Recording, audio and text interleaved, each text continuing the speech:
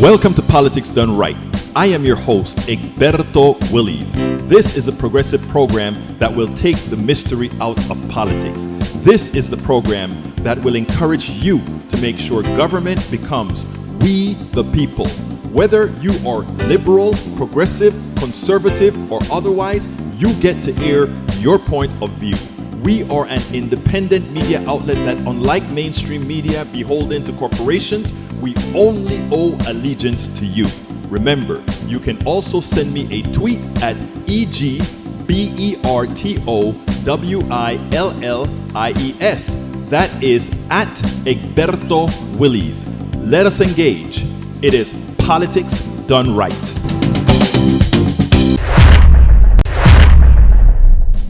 Well, folks, welcome to one more edition of Politics Done Right. I'm Egberto Willies, your host. Thank you so kindly for being a part of the show. We are going to have a great show for you today. Welcome aboard, welcome aboard, welcome aboard. E2247, welcome to Politics Done Right, as well as Bridge, the one and only Bridge MCP. And of course, in the house is Melanie Keelan from Barcelona, Spain, and Maywood. Maywood is in the house. Paul Fleming is in the house. Who else have we got? Robert Davenport says, greetings to progressives. And Lee Grant is here with us, bringing it up.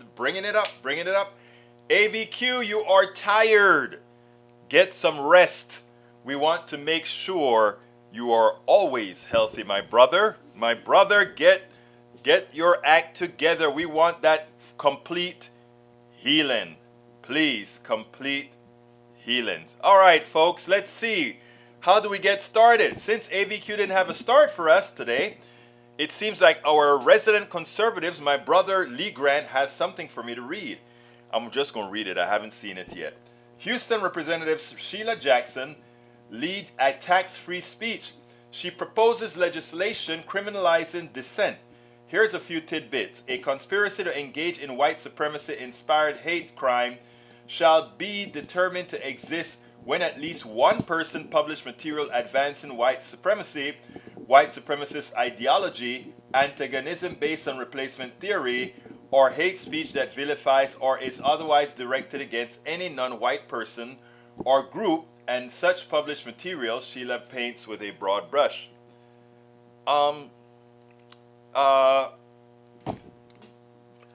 Brother Lee Grant, I'm kind of with you.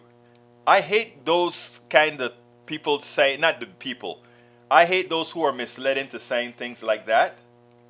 But if what you said, it's that way, I am not for that. I want people to be able to say whatever the hell they want to say that's not going to cause a riot or something, when I say, in a theater or something. And then we go ahead and blow them up for doing that. When I say blow them up, I'm talking about figuratively, of course.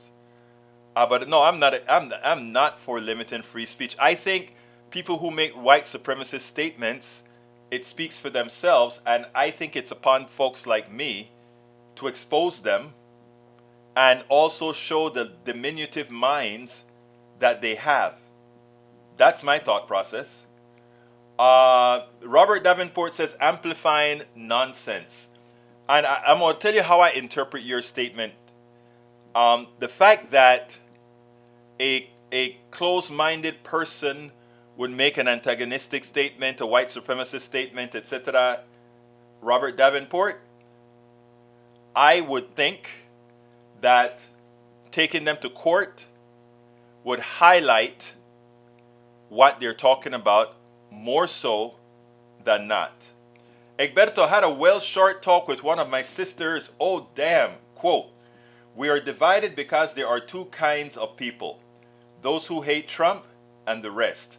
Why are you always talking about him? Well, I would love to talk to your sister. She should give me a call, or she should come on the show. What if you're just a fan Western culture? That's a different story. Hello, Bruce Pollard. How you doing? As well as Deborah Moyer. Second time I'm seeing you, my beautiful lady. People do need to think about what they're going to say. Just because one can doesn't mean one should. And that's the answer right there that you gave, Deborah. Not because one can means that they should. You've acknowledged that one can say it.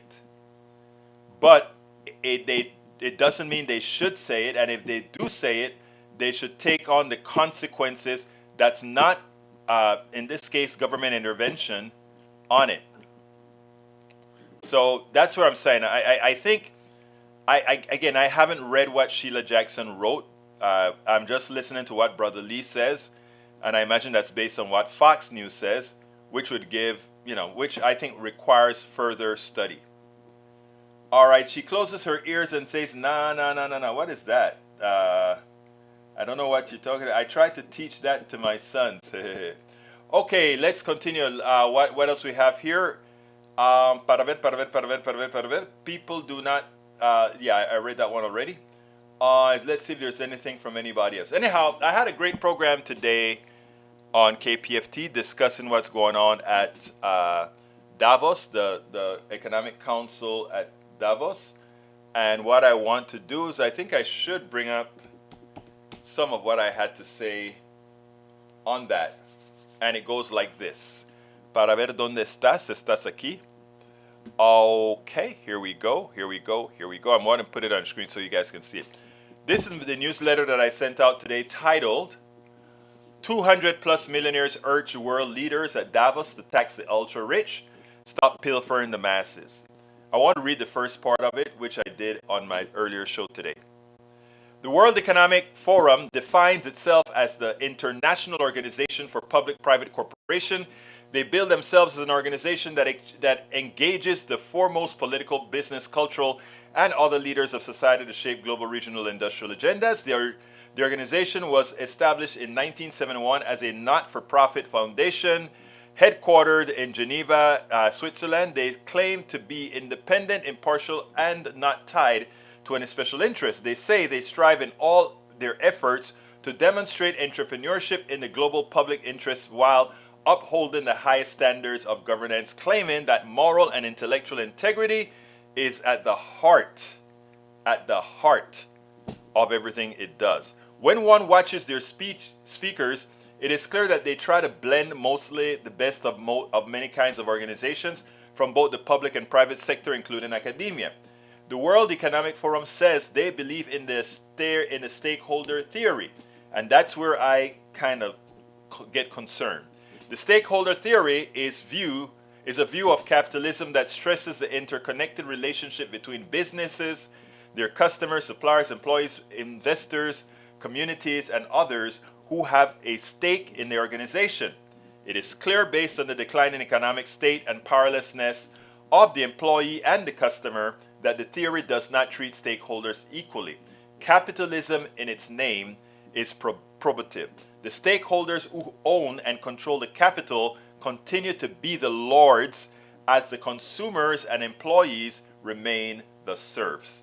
All is not lost as a small but growing percentage of the above mentioned lords realize, meaning the rich folk, realize that that the continual robbing of the serfs is unsustainable and a clear and present danger to the stability and their existence. In that light, a group of millionaires wrote the following open letter to leaders currently at the World Economic Forum in Davos. I checked the list of signers and was happy to see both Mark Ruffalo, the activist I spent some time with at Netroots in Detroit, as we protested the then evil Republican Michigan governor and others, as well as Morris Pearl, the chairman of the Patriotic Millionaires, who I interviewed a few weeks ago. The letter is self-explanatory, but it starts, I'm just going to read the start where it says, "We are living in an age of extremes, rising poverty and widening wealth inequality, the rise of anti-democratic nationalism, extreme weather and ecological decline, deep vulnerabilities in our shared social systems, and the shrinking opportunity for billions of ordinary people."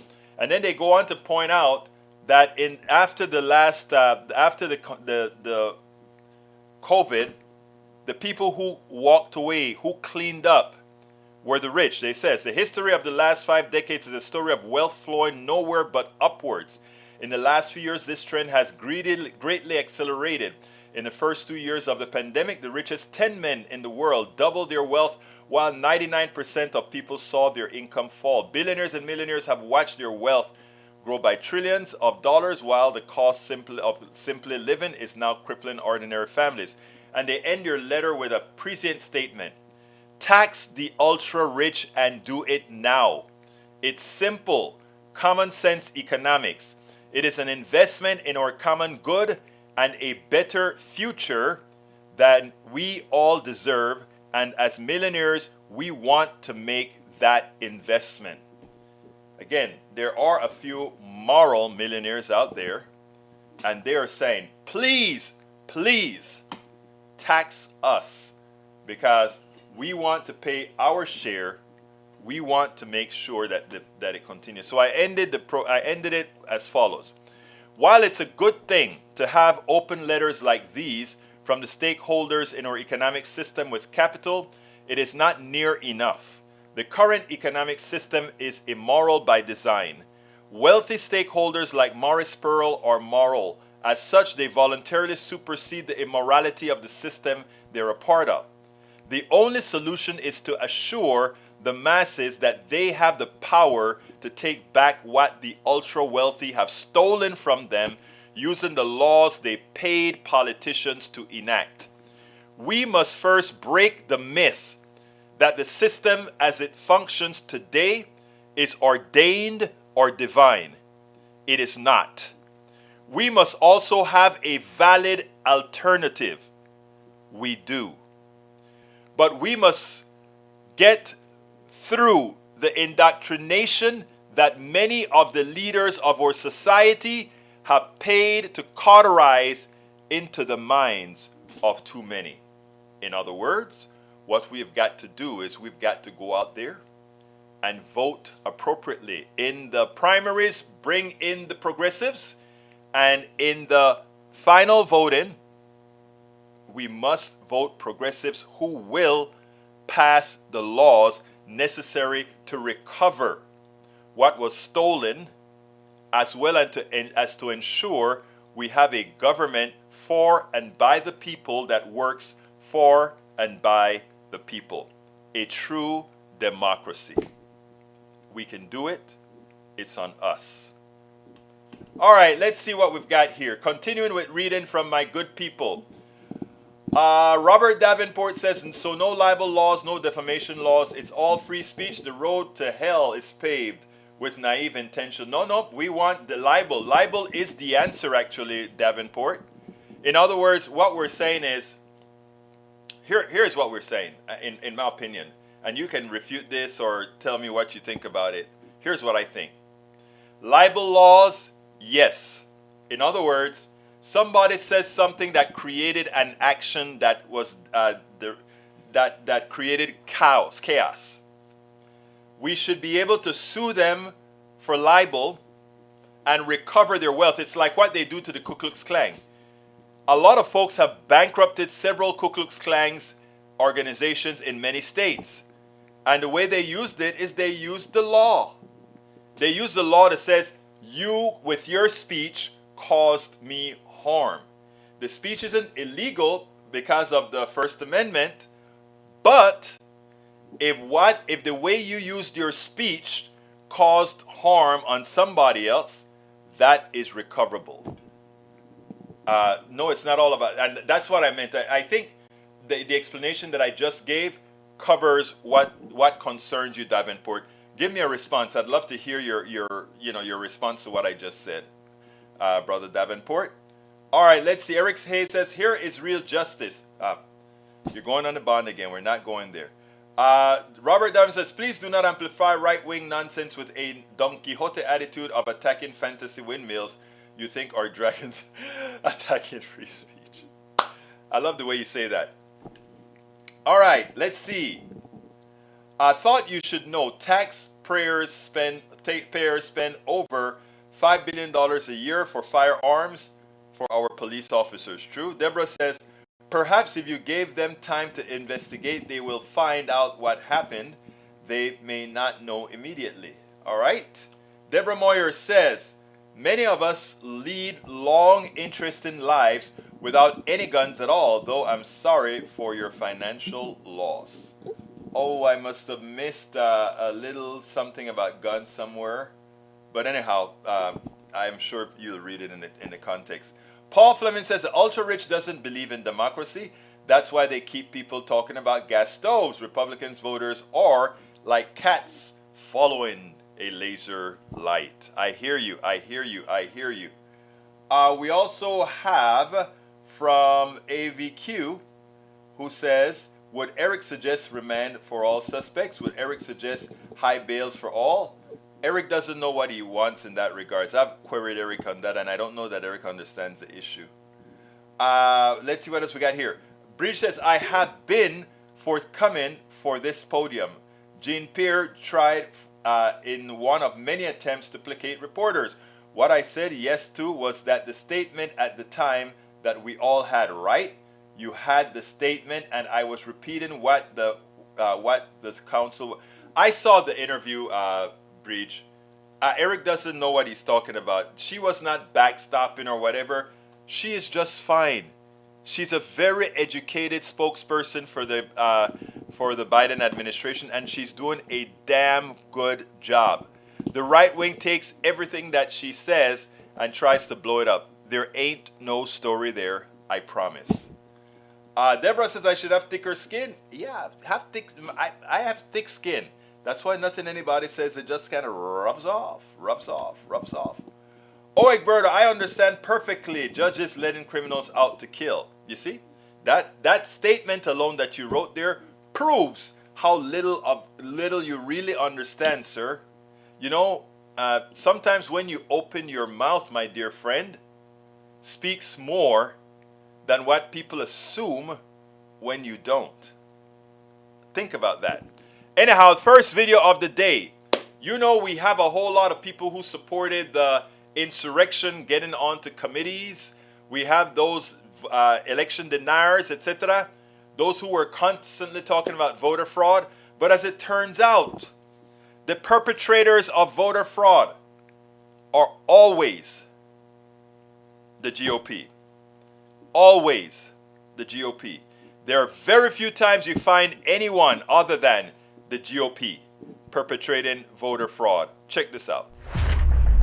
We now have two special counsels investigating the current and past president over their handling of classified documents. One of them, Donald J. Trump, took to social media to rail against special counsel Jack Smith. He made sure to add in his favorite line at the end of his tantrum, quote, "The election was, in all caps, rigged."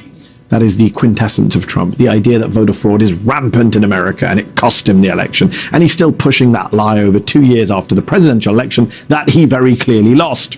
You almost have to admire his message discipline, no matter how dishonest his message.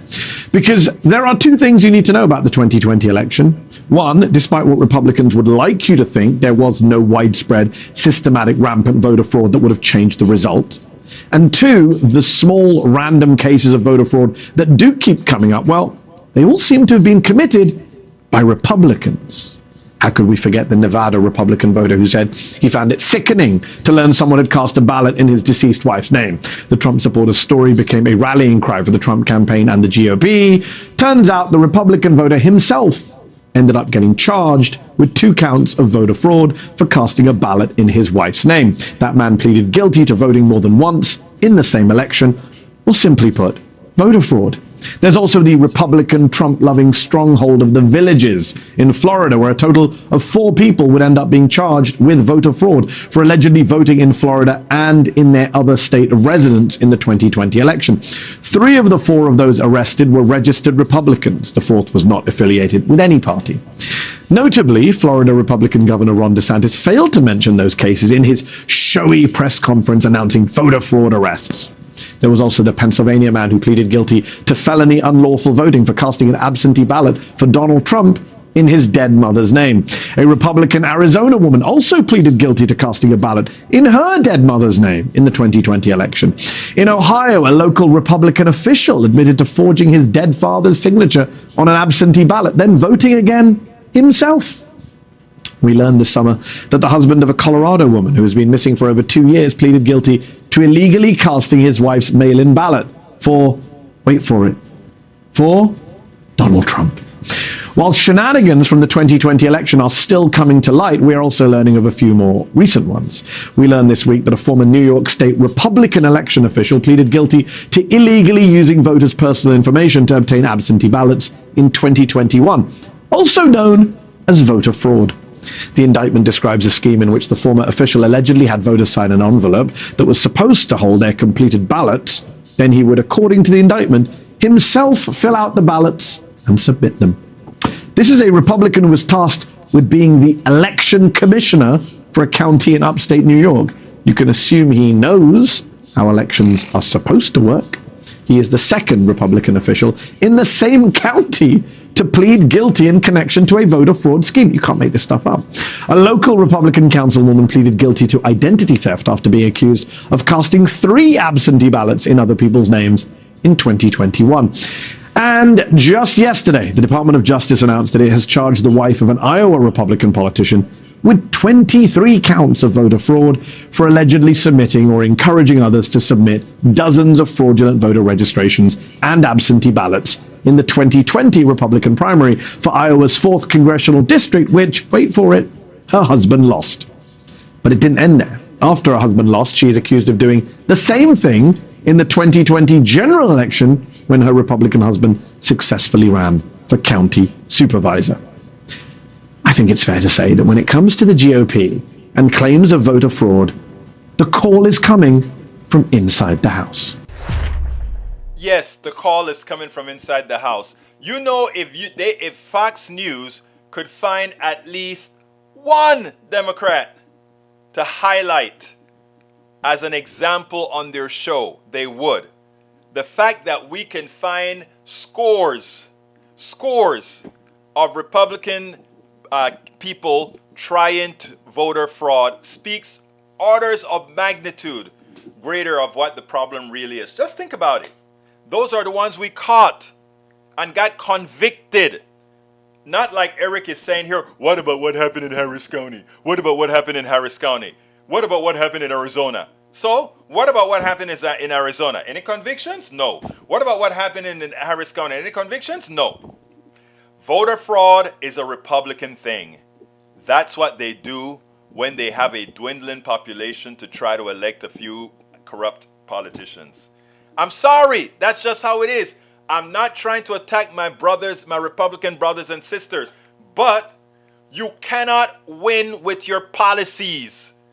And since you can't win with your policies, you must find stooges to effect voter fraud to attempt at some kind of win. I'm sorry, that's just reality. And there was your report. That was just reality. Anyhow, let's see. E2247, today the same speech is needed, updated to 2023. Yep. Breach says Hunter, Hillary, Biden, inflation, etc. Key words from the non-journalist. Yes. E2247 says exactly 1 year before his assassination, Dr. Martin Luther King gave his major address on the war in Vietnam at a meeting at clergy and laity concerned at Riverside Church in New York. Amazing, right? Makes you wonder many times, don't it? Let's see what else we got here. Deborah says, I think special counsel or prosecutor has taken over, has not infiltrated his own hen house. All right. Eric says, Maywood, no change needed. I am sympathetic to the victim, not the freaking criminals. Okay, wow, new. All right, Paul Fleming says, billionaire fortunes increased by $2.7 billion a day. A day. Thank you for that, Paul Fleming. Thank you for that. Let's see what else I got here that I may have missed. I think we're kind of caught up. Let's see. My sister said Biden mocks the media and others. Really? I need to talk to your sister, Bleach. I will get along perfectly with your sister. You should give her my number and tell her give me a call and let's just have a nice, pleasant conversation. By the end of the conversation, I think it'll go well. I think it would go well. I honestly think it would go well. AVQ says you have to ask conservatives how many instances of voter fraud do they think there are. The total is in 2020 was in the triple digits. Not enough to sway even a single election, and more. And that voter fraud was on their side. What they did. Eric A says billionaire people have gotten poorer, so the getting richer by day is false. That statement that you just made is false. We just gave you the statement from Davos, from the Patriotic Millionaire. Check it out. Read. It helps. Don't read Fox News though. Read reality. Read reality. All right. So let's see what I've missed here. Looks like para ver. I'm coming to the next video, but before I go to the next video, let's see what I got here. Para ver. Bear with me, my dear brothers and sisters. I'm about to get there. Daniel Edo says, I have sad news for the PDR posse. The past weekend, while on a fishing trip, I tragically lost my pistol AR over the side of the boat. Oh my God, I'm so sorry. The fish will use it as a barrier reef or something. They'll create an artificial reef out of your gun. That's the best place for your gun though, Brother Ledo. I think it's the best place for your gun. Underwater, where it cannot damage anybody. You know? Don't you think? I think so. Egberto, mind reading this one out. Nearly all of the cases of voter fraud have been Republicans voting more than once. Conservatives have a trend. If they believe their political opposition are doing wrong, even if falsely, that gives them internal permission to do even greater evil. They just use it as a that's it. Shooting fish again. Deborah Moyer says they do mean to project their own thoughts, actions onto others. That's what they do. Why did you have a gun with you on a fishing trip? I didn't want to ask the question, but that's a good question, Davenport. You know, Hey, Davenport, you didn't answer me the question about if you agreed with me on the free speech and libel, etc. I would love to hear your thoughts on that. I cherish your thoughts. Some folks are into the business. All right, let's go to what Sinema did at Davos, okay? Sinema proves all of the times that she only cares for the spotlight.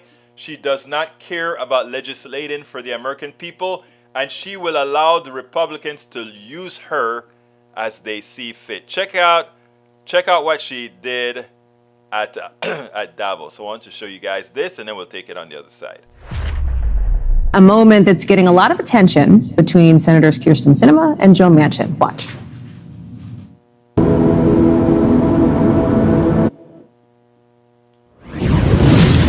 Over at the World Economic Forum in Davos, Switzerland, a moment that's getting a lot of attention between Senators Kyrsten Sinema and Joe Manchin. Watch. We still don't agree on getting rid of the filibuster. That's correct. Okay, this agreement, they're still not going to do anything about the filibuster, comes as U.S. lawmakers are also making the case for more help for Ukraine while they are at Davos. And you know Davos, right? It happens every year. This is actually the first time it's happened in a few years because of the pandemic, but it's in the Swiss Alps. It's rather glitzy. A lot of people from around the world who are considered kind of elite show up. I'll tell you what else is on lawmakers' agenda: a private lunch and a meet and greet for CEOs, billionaires, and government officials, where Senator Chris Coons tells CNBC he talked about the billions of dollars in military, financial, humanitarian help that the U.S. is giving to Ukraine. And that's the magic right there.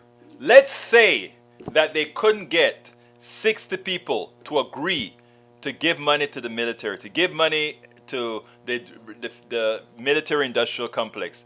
I bet Sinema and Manchin would immediately drop the filibuster. I bet that would give them second thoughts about the filibuster, and they would think of some great excuse as to why, well, you know, for our national security, we'll have to go ahead and give the filibuster. I bet that would be the case. I bet that would be the case. Anyhow, Robert Davenport says, no, that was a previous question. AVQ says, Kristen Sinema saddens me every time she shows up. She used to be a progressive lion, corrupted by corporate interests. DC meat grinder claims another one. Yes, she was even in the Green Party. Amazing, huh? All right, Bridge MCP says, per sister, our military is the best in the world, but need the most funding. Wow. I hear you. No, but anyway, let's move on. All right, let's see what else we have here. I have another one. You know, everybody wants to blame the drug issue, the not shortage of drugs, etc., on the supply chain problem. They want to blame it on just about everything else except where the problem really lies. So what I want to do is I want to play this report for you, and then I want to add a narrative, the appropriate narrative. Check this out. Here in the U.S., we are still seeing a shortage of commonly prescribed antibiotics, such as amoxicillin, as well as other over-the-counter medications used to treat patients with any of the respiratory viruses slamming this country. Parents across the country are especially concerned as pharmacies run out of children's meds, such as Tylenol and Motrin, and now the FDA is saying this could last months. Joining us now, former Obama White House advisor for health policy, Dr. Zeke Emanuel. He's vice provost for global initiatives at the University of Pennsylvania and an NBC News and MSNBC medical contributor. And he's out with a new piece for the Washington Post entitled "Drug Shortages Are an Urgent National Danger. Here's how we fix them." Zeke, good to see you again. How do we fix them? Well, we do have to reshore our production. A large part of this problem is offshoring to China and India, where production is episodic because of contamination and other quality problems. And we should never be letting our chief global rival, China, produce most of our medicines. Over 90% of our antibiotics are produced by China. We have to reshore them. And the best way to reshore them is to go back to the old days. Between 1976 and 2006, Puerto Rico was our main site of production, and we should return to that. So, Zeke, we've been talking about this for a couple of years now. You've been talking about this for a couple of years as well, because when COVID first erupted in February, March of 2020, we were having shortages, whether it was mask shortages or ventilator shortages. But then we started talking about shortages in medicine. And here we are, 2 years later? 3 years later. We're still talking about it. Yeah, 3 years later. Unbelievable. When are we going to start moving on this? This seemed like a no-brainer 3 years ago. What's the holdup? Well, I think the good news is that there's now a bipartisan group of people in Washington, congressmen and senators, who want to move something. Their proposal, unfortunately, is mostly to try to get Medicare and Medicaid to buy preferentially to the United States. But this is a supply problem. This is where do we produce? And the fastest way to produce things is to go back to the old days. Give a tax break to production of drugs and devices in Puerto Rico, and that will increase production there. We have facilities. We have a trained workforce. It's relatively lower paid than the United States. It'll also bring Puerto Rico out of recession. So it's got lots of advantages. It's got economic advantages for Puerto Rico. It's got national security advantages, not making us beholden to China. And it's got health advantages, eliminating the generic drug shortages that we're having. And it's not expensive. So I think that's the way to go. Dr. Emanuel, you touched on it, but I want to underline it. 97% of our antibiotics, American antibiotics, are made in China. There's a supply chain issue. There's the question of quality. There's the question of whether the FDA can get in and inspect these places even. So as a physician, on the patient side of it, what concerns you about all of this? Well, you can't get critical antibiotics. You can't get critical things like lidocaine or a lot of infusions, those little bags that people see at the side of a bed. A lot of those are in short supply. We moved production when this tax break to Puerto Rico went away, and we moved it to the lowest cost place without thinking about contamination, without thinking about FDA inspection, without thinking about putting our health in the hands of China. That is a very silly move. For a few pennies on these pills, we have gone to China. We need to bring it back. We recognize the importance of this in terms of chips, microchips. So we are investing a lot in bringing microchip manufacturing back to the United States. Drugs are just as important as microchips and can threaten the country if they get terminated. And so we need to just invest over there in Puerto Rico and let the drug companies begin producing there. I want you guys to notice something, right? The drug companies, the oil companies, all these companies, the silicon companies, silicon fab companies. Oh, they always want the government out of business. They want to do as they please. They want to do whatever they want to do. But now that they have issues with problems in China, problems in Vietnam, where they can't deliver they can't get their drugs over as fast as they should, now they want a bailout from the government. Oh, let's start giving incentives to manufacture in Puerto Rico. Why did you leave Puerto Rico in the first place? Why not give incentive to manufacture in Mexico or these other places? Why did you leave in the first place? You see, these companies make decisions based on their shareholder value, what they want to provide their shareholder value, as well as corporate executive pay, right? So they try to save every penny at every point in this chain. And what does that mean? Going and getting your stuff made overseas, getting rid of American workers who cost them a bit too much. And then when they run into trouble, they beg us, oh, you need to invest in helping us. Well, no. I think my thing is, since these companies have failed, and medicines are something that's crucial to all of us, it is time to get rid of those who failed. And who failed again? Pharmaceuticals. They failed. You guys always like to talk about government. Well, you know what? I don't remember a government failure in things like medicine or fire or whatever. Again, they failed. And they failed because their model is designed not to make your life better. Their model is designed to make more money for the few. And if there's one thing everybody should get in their heads, is you don't have hospitals, private hospitals today to take care of you. You have private hospitals today to use your sickness, your illness, to make profits for a few.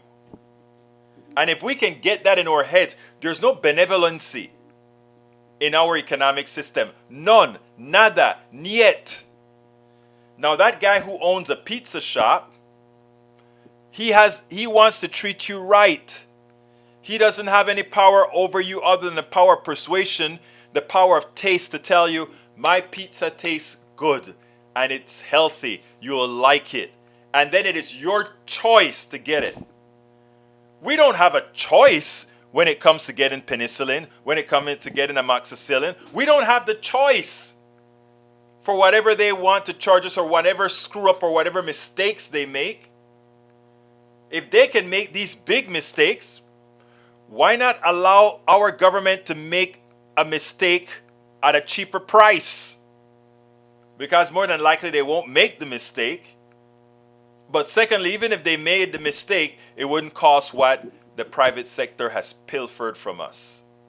We've got to get smart, people. We've got to get smart. And the sycophants that continue to defend the corporatocracy, you have to learn to ignore them. You have to learn to just love on them and realize that they are just, their minds are just not ready to accept reality.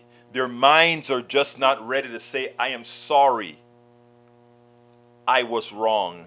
I don't want you to say I'm sorry I was wrong. I just want you to do the right thing in the booth, okay? Robert Davenport says, as a gun-owning progressive Democrat, I have never lost any of my guns on a fishing trip. I guess some people are just more responsible than others. I cannot think of why I would bring one of my long barrel weapons on a fishing trip that was not offshore in an ocean. Where were you fishing, Daniel? Let us know, Daniel. We want to know where you're fishing. Maybe drugs are more important. Actually, I think you're right on that. But he says, me too. Never brought a gun to a fishing trip. Of course, Daniel responds, the key to my sad announcement is the fact it's short barrel AR pistol. Oh, wow, now you change. Oh, my beautiful Breach, thank you for that super chat. Such a bad day with sister twice. Good to hear educated, informed people, and better to have you, Egberto, to be the one to explain and teach. Yes, teach. You're good at it. Thank you so kindly for the kudos. And I do want to talk to your sister. Put me in touch with your sister. I know. And don't worry about you thinking she's going to call me by not so kind names. I can take it. I would love to have a coffee with her over the phone. The two of us can sit over on video and just have a coffee together. I would love to do it. Because she would teach me some stuff too, Breach. Honestly, I will learn something from your sister. I promise you, I will learn something from your sister as well. Yes, she will. Come on, try. Tell her I am begging. When you talk to her next, say, I am begging. He just wants to have a video talk with you over Zoom. And tell her you promise I will be pleasant. We'll have a good time together. Tell her I promise we'll have a good time. All right, Breach. All right, Breach. Okay, you don't want me to talk to your sister. It's okay, my beautiful Breach. It's okay. But it's your sister, and because it is your sister, she can't. There is a little Breach living within your sister. There is a little you living within your sister, just trying to get out. Just trying to get out. But anyhow, whatever you choose to do would be fine. But don't forget this. I am starting to do webinars on how to talk to your right-wing relative friends and neighbors. And my first webinar is set up for, I'm learning how to use this in the webinar tool. And what I'm doing, let me tell you guys what I'm doing. As a source of doing good and getting a little bit of income, I'm going to be having a $19.99 webinar for people who want to go and have, don't want to give up on their families, but at the same time want to be able to entertain and talk to them. So I'm having this I'm starting it at $19.99. Somebody told me that these things usually go at more than that, but I want something to get a few people. $19.99, and I say we're going to have a talk. You'll get my book. You also, stuff like that. So let me know what you guys think about it, the webinar and so forth. And the idea being, I want to talk to folks and then eventually sort of expand it. $19.99 like Prince. I like that, Hayes. I like that. All right. Let me know what you guys think about it. I think I'll get people coming to see my webinar on how to talk to the right for $19.99, plus being able to have a book and have conversation, etc., individual conversation. That's my thought. Anyhow, let's go ahead and play this one on the proof that there was no oil shortage. It doesn't say it directly in the piece, but I want you to listen to how Brother Joe Scarborough talk about it. I want you to check this out, and check this out. We'll talk about it on the other side.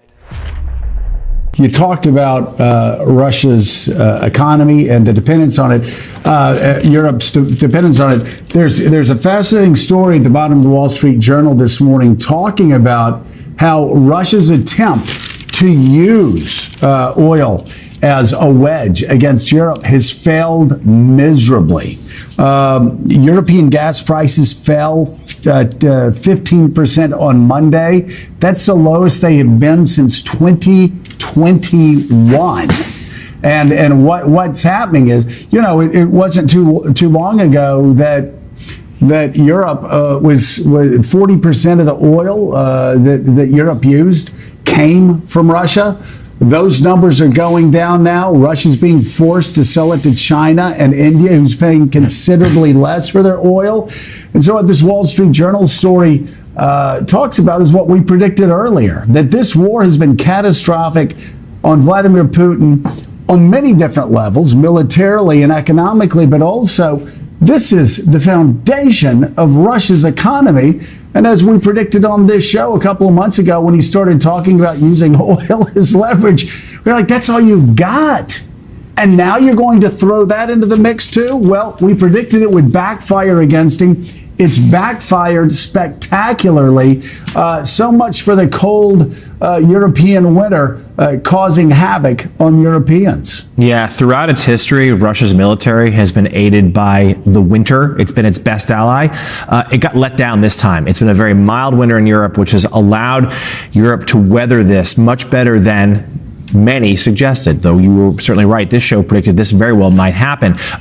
Russia struggled here to adapt to the price cap that a lot of the Western nations have put on Russian oil, as well as they're suffering under some of the embargoes and some of the sanctions. Western officials have told me in recent days they're starting to see an impact. Even though Putin had tried to sanction-proof his economy before this war, they're starting to see some impact. There are really some slowdowns. And Europe has been able to have their own gas. The United States has been able to send some over, and they've been able to do okay. And there's construction underway to try to further make these European countries independent, to be able to supply their own fuel and to have to rely on Russia even less going forward as this conflict looks like it's stretching on. But this was a calculation that Putin was really banking on, that a tough winter and prices would soar and that Europe would buckle. He's been able to offset a little bit with Russia and India buying, but nowhere near to the expected.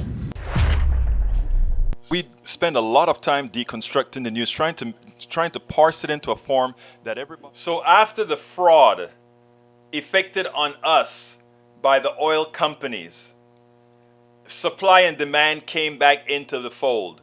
There was so much supply that it turns out, after all, that Russia did not have the clout they thought they had. Big problem. Oil from Russia at $50 per gallon is not cost effective for Russia to sell.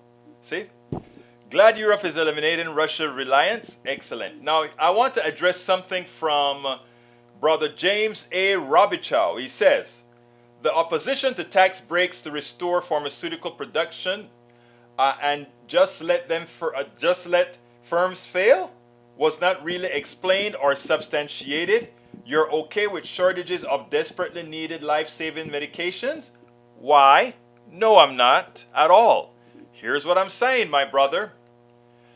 The pharmaceutical companies have proved over and over again that they are a failure. They are just a money-hungry sector that creates products to make a humongous profit on the backs. They create products that we invented and they marketed. So we pay for these products twice. When it's developed by universities and when the private companies buy the patents and go ahead and create the drugs, they screw us again by elevating the prices. And then further, to make more profits, they leave America, go down to China and build these products. And when China has problems, we get a supply chain problem that they are responsible for. So my statement, my brother James Robichow, is that the drug companies are a failure, and we could save a whole lot of money and not have said failure by nationalizing the creation of drugs. Because we already have a nationalized system of creating the invention of the drugs. Most of the drugs are initially the substances that create the thing that proves that that these drugs are viable or may be viable are done at universities or with government grants already paid for by you and me. So you and I pay to develop the drug. Then the pharmaceuticals pay a few more dollars to enhance the drug. And then they sock us with ridiculous bills, like some people pay $50,000, $60,000 for a drug that we developed. It's not rocket science, Mr. Robichow. That what we need to do is not have drug companies who control our drugs. Now, if they create something on their own, I can get it. But since most of what they create came from us, we shouldn't allow it. Nationalize the drug companies. That's it. And I'm not ashamed to say it. I'm not scared to say it. I'm not scared that people are going to call me all kinds of isms for it, because they have proven they are a failure. and their only purpose in life is to make a few dollars for a few people. They don't care about your health care. And for those who continue to carry the water for these thugs, it sometimes boggles the mind. You're killing your own. You are killing your own in support of these thugs. So the answer, like I said in my article today, the current economic system is neither divine or is it must be. Do we have solutions? Yes. Do we know what they are? Yes. Why aren't we getting to these solutions? Because we have not elected the people who work for us. We've elected the people who the corporations have convinced us to elect to work for them. We have to get smart. We must get smart and stop allowing them to have us vote against our own interest. It is at 54 right now. Time for me to make my ask. I ask you so kindly, those of you that are listening to me on YouTube, please consider hitting that join button and becoming a member of our posse. Hit that join button and help us out. Help us do what we do best, inform. Okay, James Robichaud, since I mentioned to him, I want to get his response. He says, thanks for the response, but this doesn't really help anything. It's a bit of a different answer than what you gave. Sure, nationalize them, but you could also single-payerly enact price controls, which doesn't conflict with and is really complementary to tax breaks. Indeed, that is the entire point of corporate tax breaks, to influence their behavior. Oh gosh, we could save a whole lot of money. Gosh, money is a social and legal construct, not a commodity, and we are talking about a public policy matter. I agree with you with one exception, Brother Robichaud, with one exception. And the one exception is why institute the complexities of a corporate being when we as a government with one entity in control with no profit motives whatsoever have already developed these drugs and can continue to do so, and then go ahead and hire. We, the government, can then hire a company to market the drugs as opposed to having the marketer of the drugs. You know, drug companies spend more on marketing than they do on research and development. And why is that? Because we do the research and development. We, the American people, they give them the grants to do so. We, the American people, give the universities the grants to do so. And that is where I'm trying to get us to go, Brother Robichaud. Did I say that right? Robichaud. Yeah. That is where I want us to start thinking. I don't want us to try to force corporations into something unnatural. What I mean by that is we don't force our behavior to the corporation. We force the corporation to adapt to the behavior we as a society want. And we have to get it into our heads. It is about us. It's not about the corporation. It's about us. Business is just a portion of society. They must adapt to us, not we adapt to the business model. We must define what the business model is. And Bridge MCP wants me to put something on the screen. And when Bridge asks to put something on the screen, Bridge gets it. 1987, this is your brain on drugs. 2023, you can't afford the egg. The gas stove is being outlawed. The only thing you can get is the drugs. Why did you make me laugh on that one, my dear beautiful Bridge MCP? Why did you do that? Thank you so kindly for doing that, though. It was a laugh. Anyway, my dear brothers and sisters, those of you on YouTube, please consider supporting us. Please go ahead and click that join button. But if there are many other ways that you can support us. You can support us via PayPal by going to, politicsandright.com/PayPal. Let's see if I already put that in there. I think I did. Politics and Right. Oops, that's a YouTube. Let's go ahead and say politicsandright.com/PayPal to support our program. You can also support us by becoming a patron, politicsandright.com/patron. And we sure could use some patrons right now. Patron is spelled Patreon, Patreon. Again, if you're not on YouTube, but you want to support us on YouTube, you can go to politicsdoneright.com/YouTube. politicsdoneright.com/YouTube. So of course, all the books that you see scroll right through our show, I guarantee you'd learn quite a bit from them. politicsdoneright.com/books. politicsdoneright.com/books. And somehow what I'm sending is going to Twitch and YouTube, but it's not going to Facebook, and I don't know why. I think Facebook is still up and running, but it is telling me that it's not what I'm putting on the screen. It's not going to Facebook. And the all-encompassing way to support us can be found at politicsdoneright.com/support. I am going to try sending directly to Facebook and see. Oh, Facebook is down for some reason in the chat. Yeah, Facebook is down in the chat for some reason. Anyhow, folks, I'll try to see what's going on there, and we'll get that fixed where we can.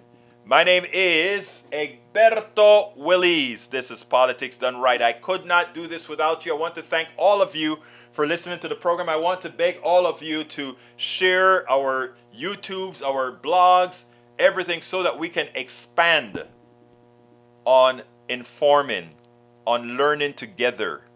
That is how we are going to make a difference. That is how we are going to prevent the thugs in ties and suits from somehow taking over. This is our country, folks. This is our country. And we should make sure that we hold on to it. My name is Egberto Willies. This is Politics Done Right. And you guys know how I end this baby. I am what? Out.